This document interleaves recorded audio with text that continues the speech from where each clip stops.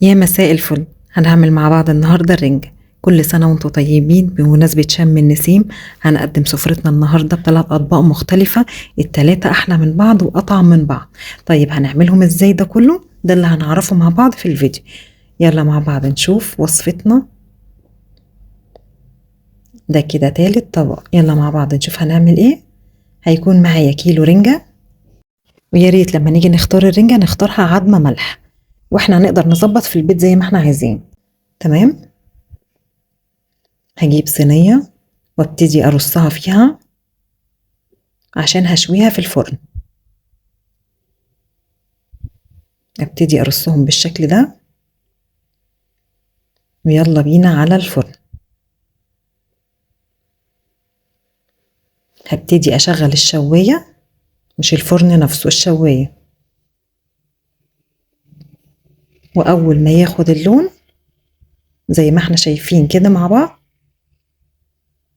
هبتدي اقلبه على الجنب التاني. هتبتدي تنزل مية، هستنى اما تنشف معايا، مفيش مشكلة فيها خالص، بس هقلبها على الوش التاني. واول ما تاخد اللون من فوق ومن تحت وتبقى زي الفل وناشفة خالص، هبتدي اطلعها كده تبقى استوت من جوه. كده معايا استوت وبقت زي الفل. وطبعا الرنجة يعني لازم يكون معانا بصل. نجيب بصلاية كبيرة ونقطعها مكعبات، طماطمية كبيرة نقطعها مكعبات، ومعانا طبق طحينة. طحينة يعني ربع كوباية طحينة، شوية مية سخنة، ملح، كمون، فلفل اسود، شطة، توم، خل، ليمون، ومعانا المايونيز، ومعانا خيارية متقطعة مكعبات. هجيب بولة وانزل بالخيار،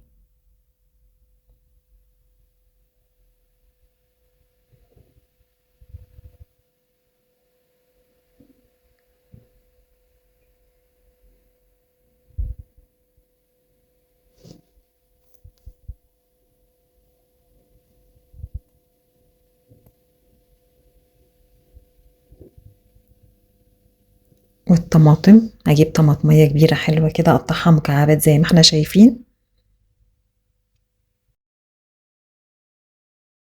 وانزل في البولة.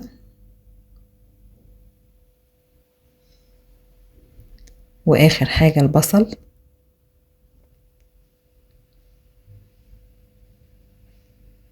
هجيب بصلاية كبيرة برضو واقطعها. عايزة اكتر من كده تمام، مفيش مشكلة.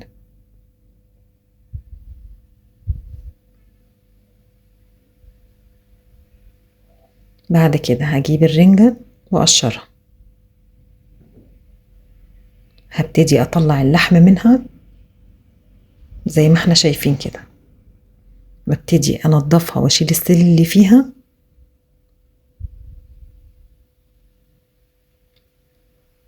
وابتدي احطها فين؟ انزل عليها على السلطة. كده احنا بنجهز لأول طبق. شايفين البطروع ده؟ هطلعه على جنب في طبق لوحده.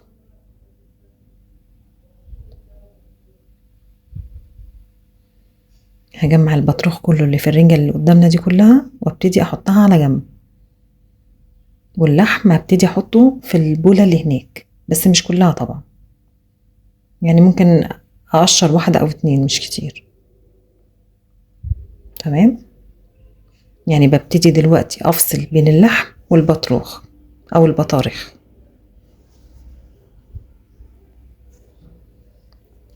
دلوقتي احنا ظبطنا الدنيا وحطينا اللحم كله اللي احنا محتاجينه في البولة. عملنا سلطة رنجة عبارة عن ايه؟ عبارة عن خيار وطماطم وبصل، وحطينا عليها رنجة. ما بتبقاش القطع كبيرة، بتبقى زي ما احنا شايفين كده، او بالسكينة. يعني انت لو بايدك عايزة تعمليها كده تمام، بالسكينة تمام. وابتدي انزل عليها بالطحينة، تبقى سلطة رنجة بالطحينة والسلطة العادية بتاعتنا. هبتدي اغرفها، وكده معايا اول طبق جاهز.